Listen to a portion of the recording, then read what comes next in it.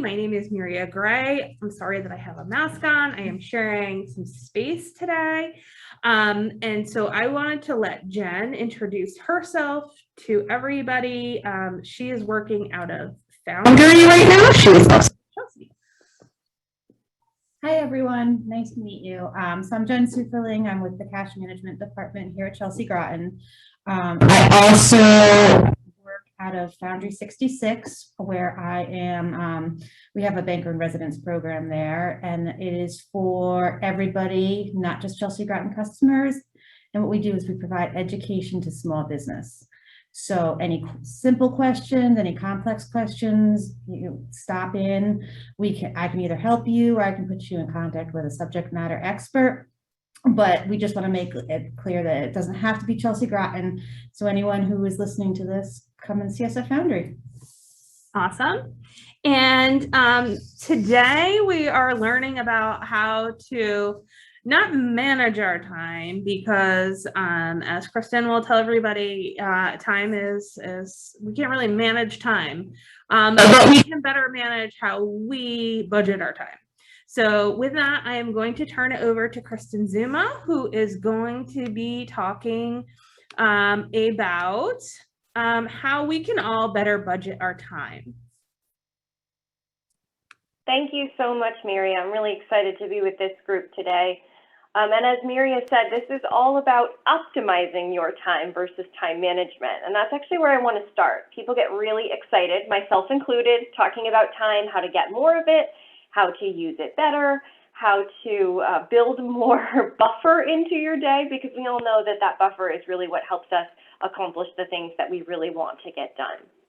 So if I were to go around the room today and I were to ask you how many hours you have in a day, my guess is that you're all going to say 24 hours, right?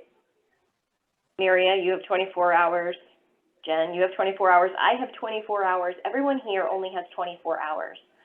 So the concept of time management is actually a little bit of a myth, because we don't manage time. Time is always the same, regardless of what you're doing in your day or who you are. Time management, by saying that, it makes us give the illusion that we're going to create more time. What we can do is not create more time, but we can manage ourselves better so that we can optimize the 24 hours that we have. So today we'll talk a little bit about finding margin in our lives and using some techniques that help us manage ourselves and also how we interact with others, especially for those of you from a small business background. You know that time is so critical, not only for yourself, but in building relationships with your customers as well. I just want to start here. The reality is that we either run the day or the day runs us, and that's just part of how it goes. We all know when we get to about noon, we can say, wow, I have been so productive and so effective today. Or we say, well, the day's really running me. It feels like it should be 7 p.m. already, or maybe even next week, because it's been that long of a morning and I've gotten nothing done that I wanted to do. Part of that's the reality of how days go. There are some techniques, and we'll look into these, about how you can ensure that you have the best chance possible of running your own day. Now let's think a little bit about time. I love this image. It actually brings me back to high school algebra class, where you literally and painfully watched the clock seconds tick, tick, tick by. Is this class ever going to end, right? I'm sure you all had something like this in your high school classrooms that you can remember painfully watching the seconds click by.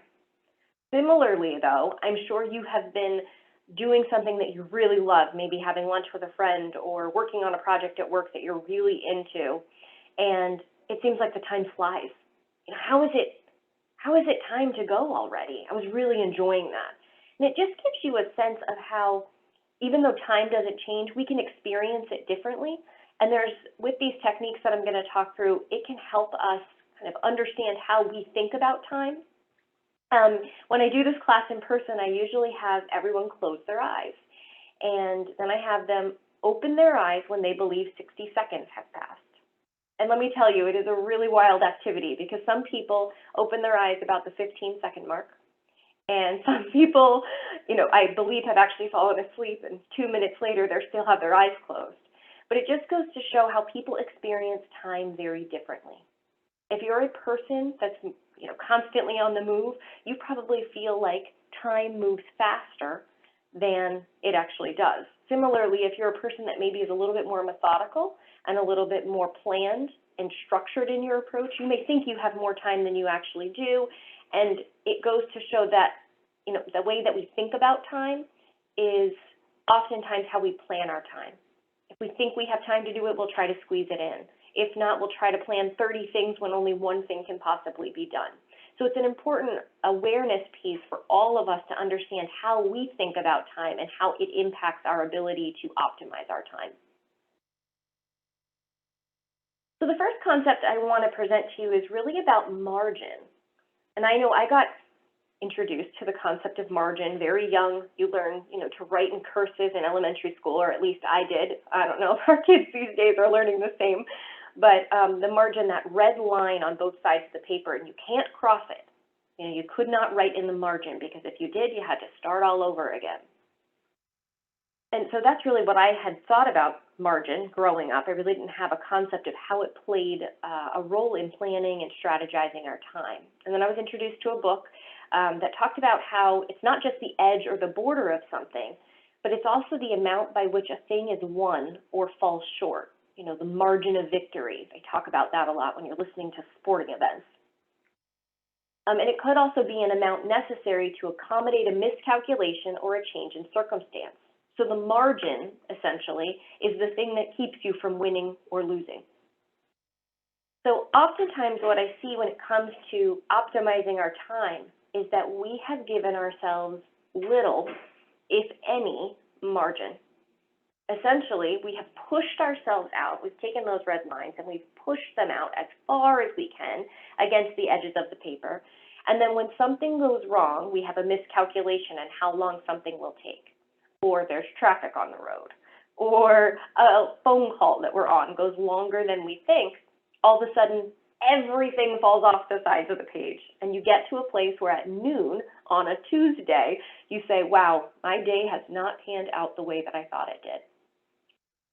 However, if we plan the correct amount of margin in our day, we bring those red lines back in, and we make a really concerted, intentional effort to keep our activities not only inside, but plan inside that space, you're not only going to give yourself a little bit more buffer if something comes up, you're also going to give yourself a lot more mental space to accomplish the things that you need to accomplish in a better headspace. We all know the difference between frantically running around and checking boxes on a list versus being thoughtful about how we're doing them and making sure that we have some good quality control. I know myself, when I get a little bit frayed, especially in the mornings, that's when I find my keys in the refrigerator, or can't seem to find my glasses that are on top of my head. When we are in a panic, what happens at that point is that we're just not working well. So we may be getting things done, but we're not working as effectively as we could.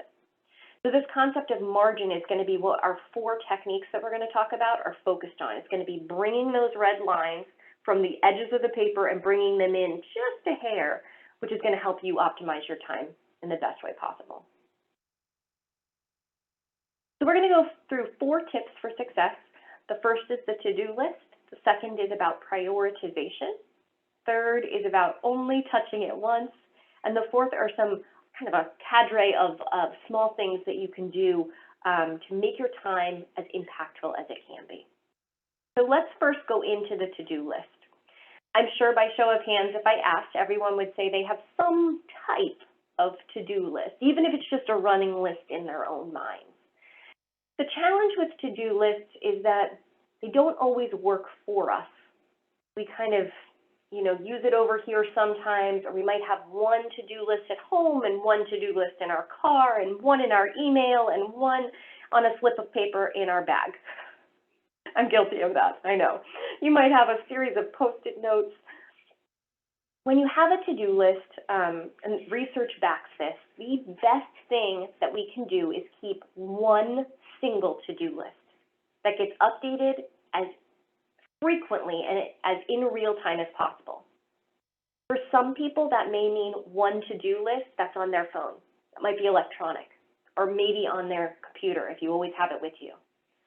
For some people, it's a physical piece of paper, a notebook that they keep with them or slide in their pocket. Whatever method you use, make sure that you only have one. You don't have one for work and one for home. You don't have 3 at home, depending on which floor of your house you're on, or, one for this project at work and one for this project at work. And we'll get into the why in just a moment. If you're looking for a great to-do list tool, there is an app called Todoist. I don't get sponsored to tell you that. It's just a great app that I found. And it's set up very similarly to what we're going to talk about today. It's a free app. You can, pay for add-ins, or if you're a team leader or as a small business owner, if you want to work with your team using Todoist, you can pay a little bit more and you can delegate tasks to your team members and through the app, and then that way they would be working on the same system you are. So that's just a tip if you want to try that. In general, with to-do lists, it shouldn't just be this big long list of things, that some are important, some are urgent, some are for 6 months down the road. A great way to organize your to-do list is to have A, B, and C tasks. You can call them anything you want. They could be red, white, and blue, or polka dot, stripes, and chevron. But basically, break it up into 3 task buckets. A tasks are things that you need to complete immediately. If you think about your day today and say, if I don't get these things done today, I'm going to be in hot water. Something bad is going to happen. Those are your A tasks for the day. Those are the things that must get completed. Your B tasks are things that are really important, and if you can get them done today, that's great, but they're more likely things that need to be done this week.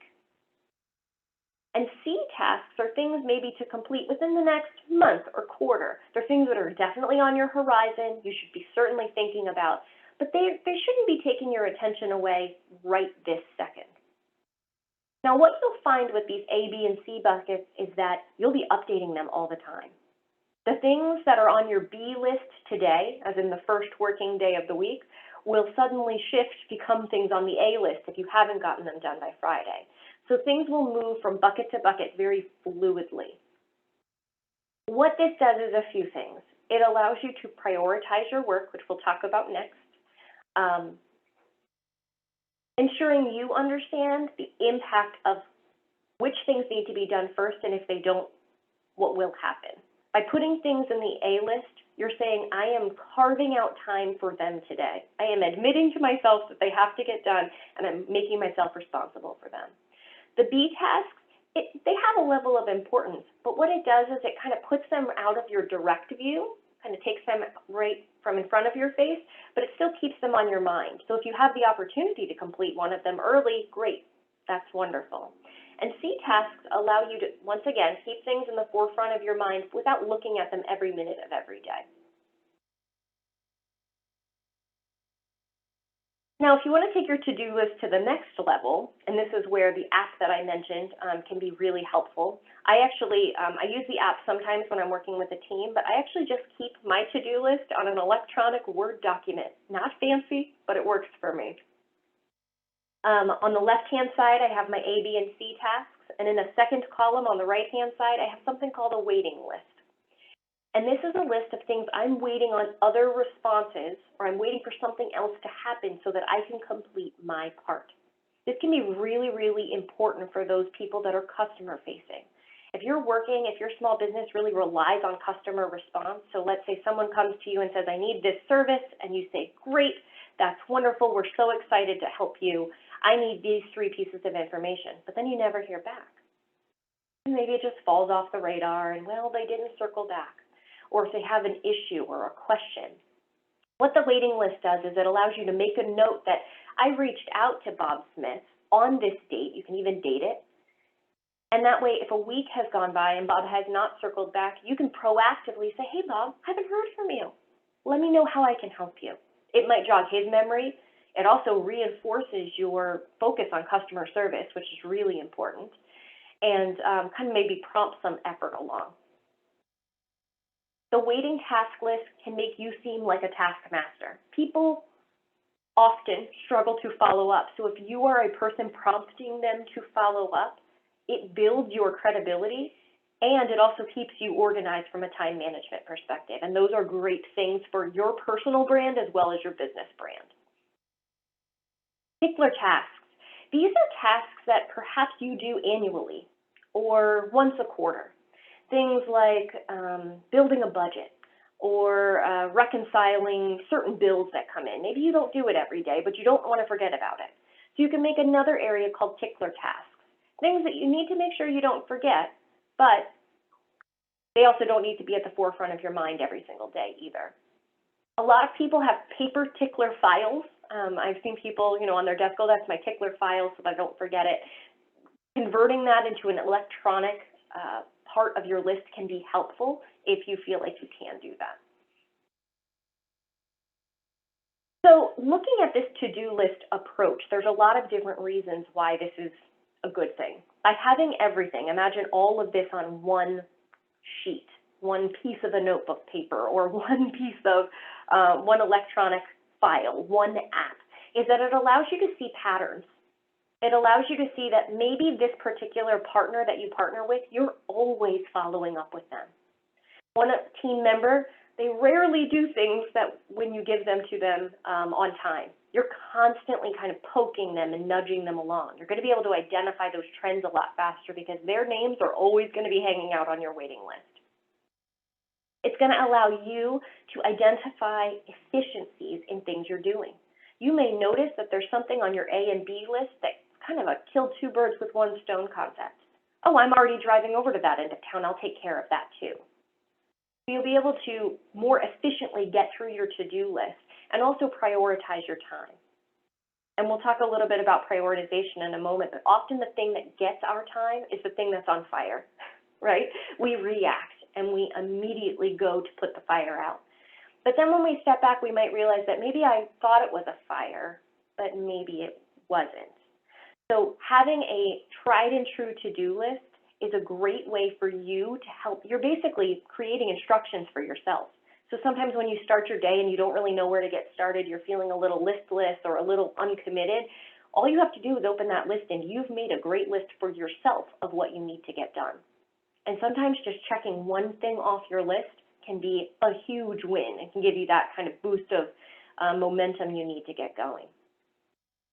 Something I will say about to-do lists, if you can avoid it, avoid working in a multi-page document. So some people like the spiral notebooks where they flip the pages.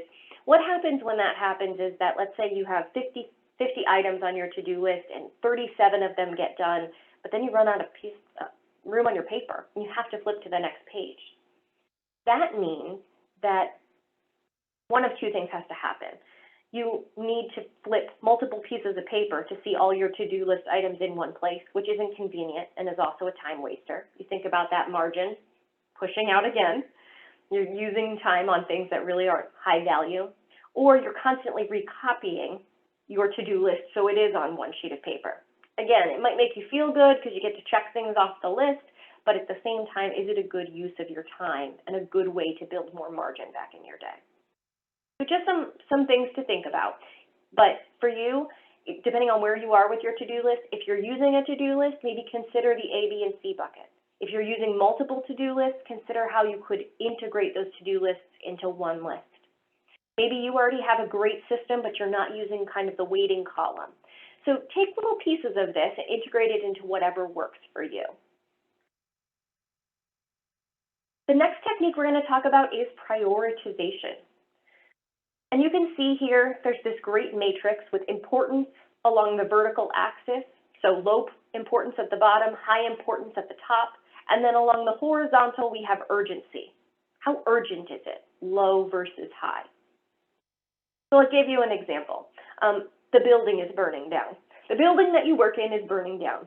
That is both urgent and important because you need your building and fires tend to move pretty quickly. So you definitely have to pay attention to that. However, there's a lot of things that happen in our day that aren't that urgent or that important. And you can kind of see how they lay out here on this matrix. So things that are low urgency and low importance are the distractions. Those are the things that more often than not, we spend a lot of our time playing whack-a-mole with. Same thing with interruptions. They might be high urgency. Someone needs us to answer their question right now. But they might not be as important. And that's not to say that if a question pops up from a team member or from a customer that it's not critical. It just means that it is not strategically moving you or your business forward. You can spend a lot of time being active without actually being productive towards your goal. Okay? So there's a difference between activity, staying busy, and productivity, moving yourself and your business forward. So thinking about strategic productivity, that's where those above the kind of center line items come in. Things like important goals and critical activities. Obviously, critical activities are high urgency and high importance. For example, a fire. But it could also be that those critical activities could be things like strategic planning, making sure that your budget is aligned with your strategy. Similarly, you see important goals. Goals are those high importance items, but they're not urgent. And I would say more often than not, if one of these blocks is going to get shortchanged, it's going to be the important goals. You might have a very clear vision for your small business. You might even have a great strategic plan. You might have great annual goals set out as far as what you want to accomplish, how you want to move forward. But we get caught up in the whack-a-mole game, the below-the-line game of distractions, interruptions, and being responsive. Again, not bad, but it's also not as global and strategic as some of these bigger, important goals. So when you are encountering things throughout your day, ask yourself, is this urgent? Is this important? What would happen if I didn't respond right now?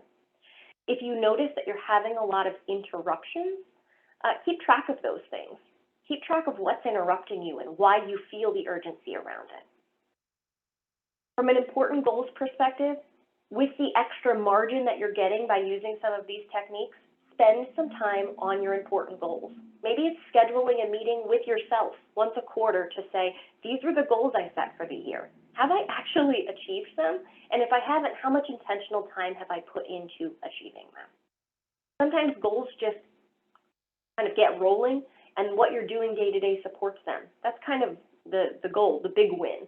But unless they're in the forefront of your mind, the chance of you accomplishing them is going to go down. The third technique we have here is the touch it once, or TIO principle. You might have also heard of this called the Ohio method, only hold it once. That's another acronym for you. But either way, the goal is to only touch an email, a piece of paper, a task one time, or at minimum, as minimal number of times as you can. It might be 3, it might be 5, but whatever it is, try to reduce the amount of time you spend picking up either an electronic task, a job, a situation, a piece of paper, a bill you might need to pay. Work on touching everything a lot less than you do. Think back in the last month of your kind of comings and goings in a work setting. We can probably all identify at least one item. Maybe it's a nagging email that you're not sure how to respond to. Maybe it's a request for something that's going to take a little bit of time to pull together. Maybe it's a bill that you just keep shuffling around because you need to call them, and whenever you have a chance to call them, they're closed. One of those items. I'm sure we can all think of one. We've probably spent quite a bit of time picking that item up, either electronically or physically, moving it around, then picking it up again the next day and moving it around. And the stress of not accomplishing it takes a lot away from us mentally. And once again, takes that margin out just a little bit more. So the touch it once principle can help you bring those margin lines back in. So how do we do this? I will really talk about it from an email perspective, although this can be true from a physical paper perspective as well. If something comes to your attention that you do not need or is not relevant to you, email-wise, ignore it or delete it. Just get rid of it. This is hard for people, especially for people that use their email box as their kind of catch-all. I would encourage you to get it out of your visual area. Yeah, you might not need it, and you might know you don't need it, but every time you open up your email inbox and it's sitting there, it's drawing your eyes and some of your brain away from the things that actually do need your attention. So if it is not necessary, just get rid of it and give your brain that much more space to process the things that really do matter. Second, if it is something you need to respond to, respond right away. If it's something that you can answer in under 5 minutes, do it now. It's kind of like that last in, first out rule. That might seem opposite. Like people would think, well, if it's been most recently in, why would I respond to it right away? But the touch it once principle, basically, you are getting it, again, done, taken care of, and off your list as soon as possible so you can really focus in your time on some of those higher value, more time consuming items. Next is react. So let's say it's not a 5-minute response. It's going to take you a lot longer than that. You need to pull a proposal together for someone, for a customer. You need to respond to a particularly sticky situation where you need to think through what you need to do. Or this is a more long-term project that you just need to set aside some time for yourself to move through it. If that is the case, what I would suggest doing is setting aside time on your calendar, actually setting up an appointment for yourself to say, I'm going to set aside an hour tomorrow to go deal with this, or maybe next week, depending on how timely it is. And then once again, in your email inbox, move it into a folder. People say, well, then I'll forget about it. No, because it will be on your to-do list. Once again, you're not using your inbox as a to-do list, you're using your to-do list as your to-do list. But what this allows for is, A, you've set up time for yourself to get it done and not just assumed you'd find time later. You're making sure the time is there. 2, you're forcing all of your tasks to the same place, your to-do list. And 3, you're removing it out of your visual plane so that when you get back into your email, your brain isn't off spinning a solution to this item that you've already committed time to putting the final touches on, or putting the time into to actually get to the solution. And then the last piece is move on. These can be very hard for people who like refining things. We call them refiners. People that take care of a task and think, well, maybe I could do that differently. Or I'm not quite ready to send that email because I think it can be better. That can be really, really challenging. It can be a new muscle to build to say, okay, it's done and now I'm putting it away. For some people, it's actually filing it in a physical cabinet that can give them that closure. Maybe for an electronically minded person, it's sliding into an email folder. Whatever it is that you need to do to move on, put it aside and move on. Even if you know you're going to be revisiting it in a few days for that 1 hour time frame that you set aside for yourself. Do your best to kind of let your brain move to something else. Because if not, your brain's going to be firing in a lot of different directions, which isn't great for your productivity. Okay. The last one is about tackling procrastination. Do we have any procrastinators in the room? I can be a procrastinator. I'll admit that. Miria, yeah, we've got a few procrastinators amongst us.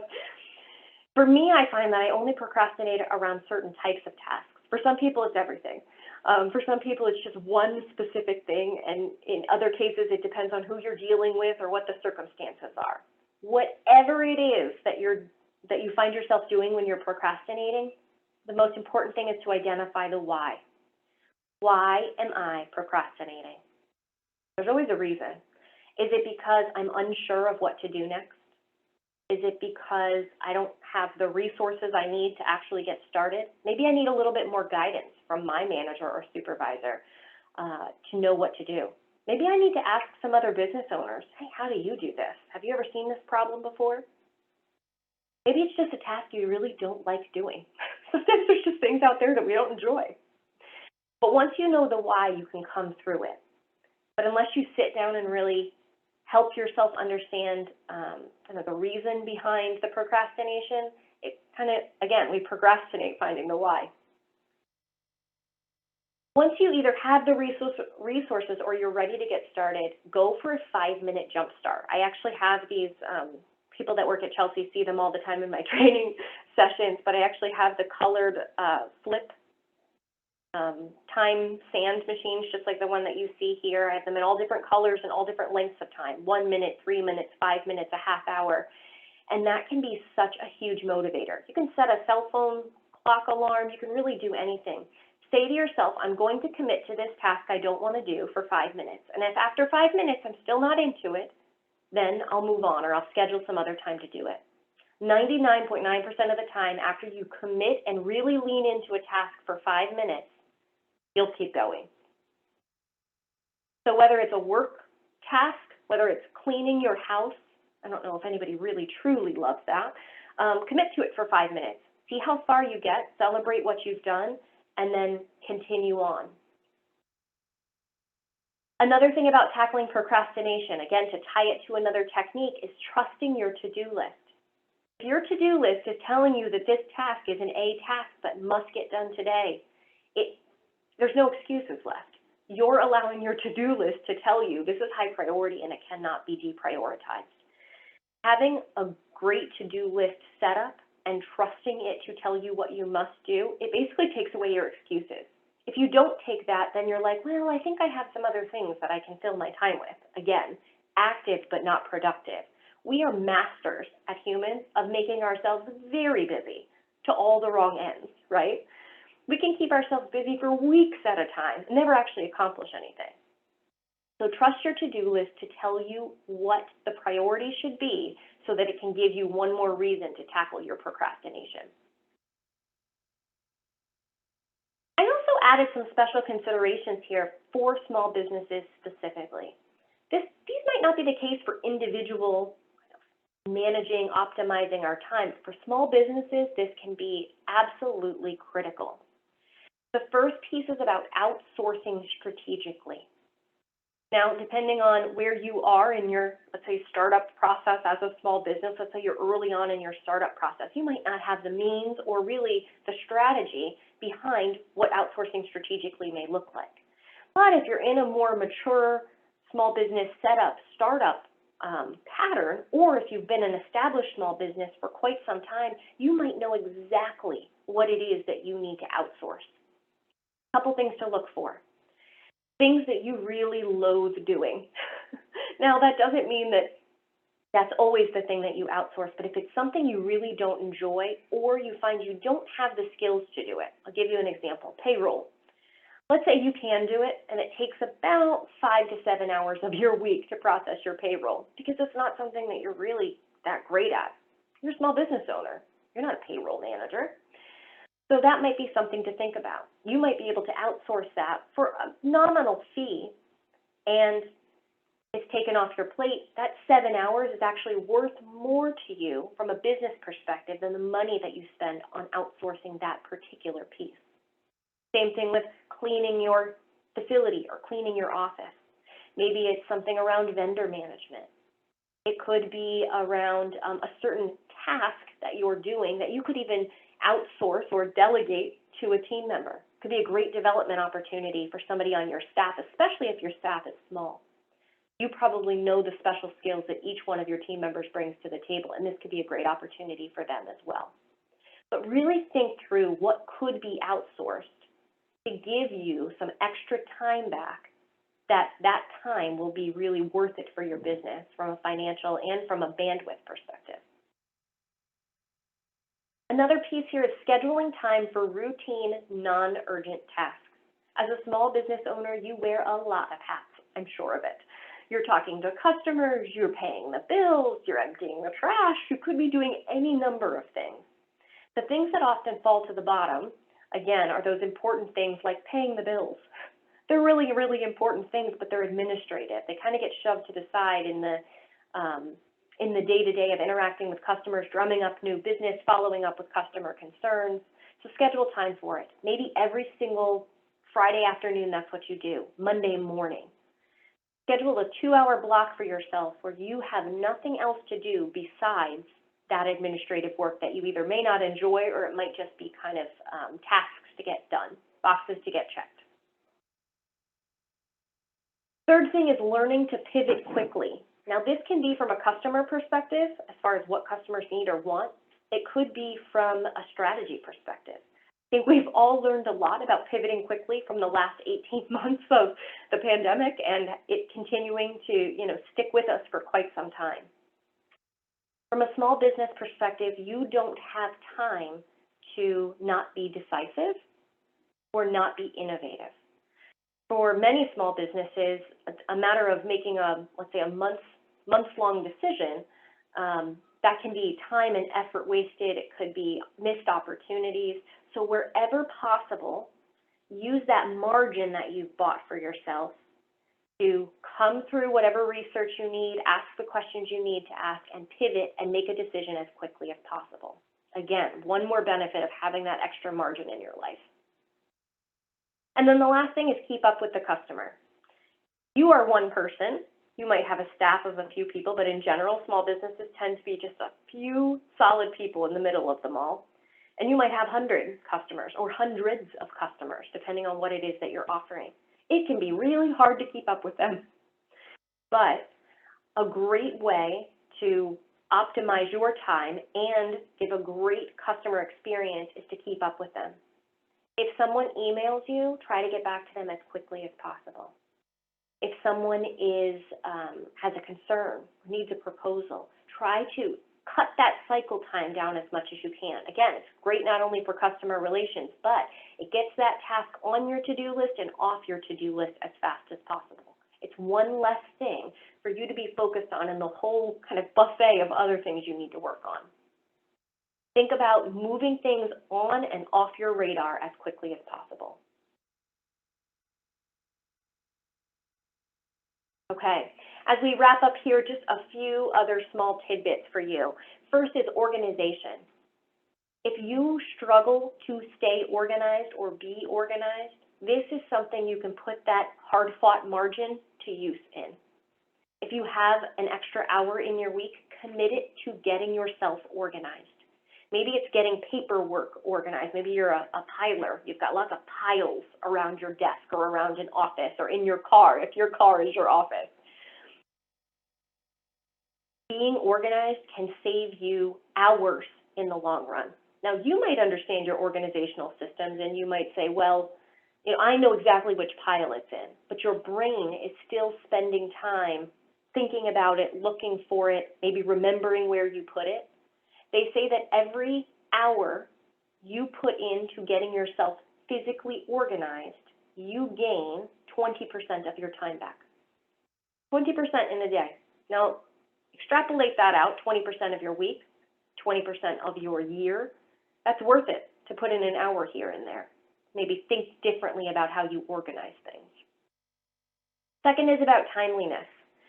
This can be really tricky, especially when you're working with customers who may not be as timely as you are, but be somewhere when you say you're going to be somewhere, be on time, wrap up on time, and make sure you're not only sticking to your own timelines, but also respecting other people's time. It's almost too easy sometimes to say, oh, I'm sorry I ran over, I'm sorry I used up 5 minutes more here.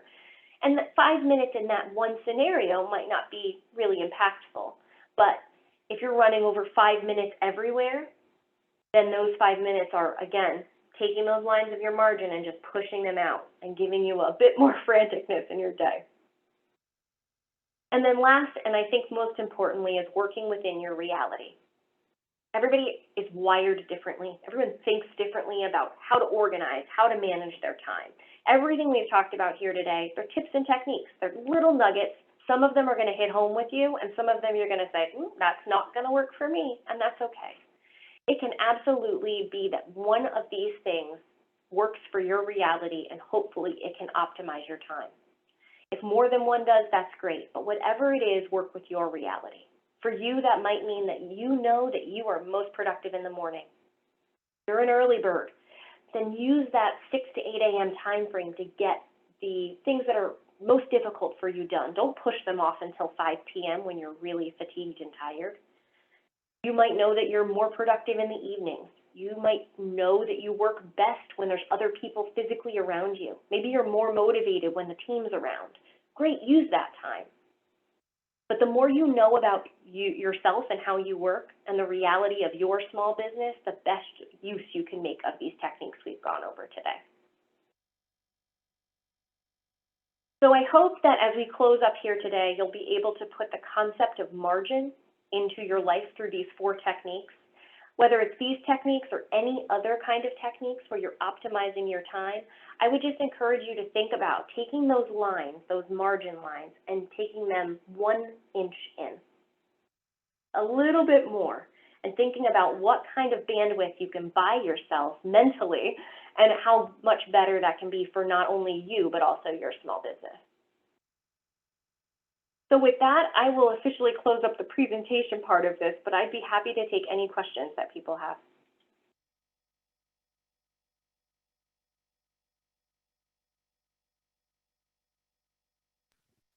You guys can either feel free to type in chat or unmute yourself. Kristen, my question is going to be, when you put everything all on one list, how do you put everything together, like your home things plus your work things in one string, or do you keep different columns? How do you arrange that? I think it depends, once again, on your reality. If you have very distinct lines between your home and your work life, it may suit you to have two very distinct to-do lists, especially if you have a partner or spouse at home that you're, potentially working on the to-do list together. That said, I think over the last 18 months, many of us have found that our life and our home life and our work life have merged and beat each other up and have now coexisted into one big list, especially if you're working remotely. I know for a lot of our small business owners, it's the same way. You might be doing a personal task at 10 o'clock and a professional task at 11 and back and forth all day. For that reason, I would say if your worlds are merged at this point, keep one list. It's going to help you really kind of keep your day straight, because in your mind and in your day-to-day tasks, they are together. They are overlapping.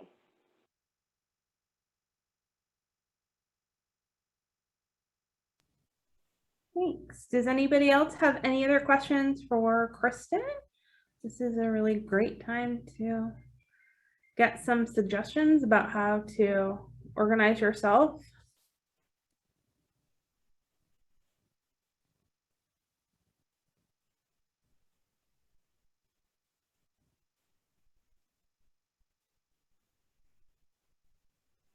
Nobody has any questions, I would be happy to give you 15 minutes of margin back in your day. And I hope that with some of these techniques, you can use it wisely and hopefully come out the other end of today better than you might have otherwise. But I really appreciate your attention and participation today, and good luck. Thank you so much for speaking with us today, Kristen. Thank you. Have a great day.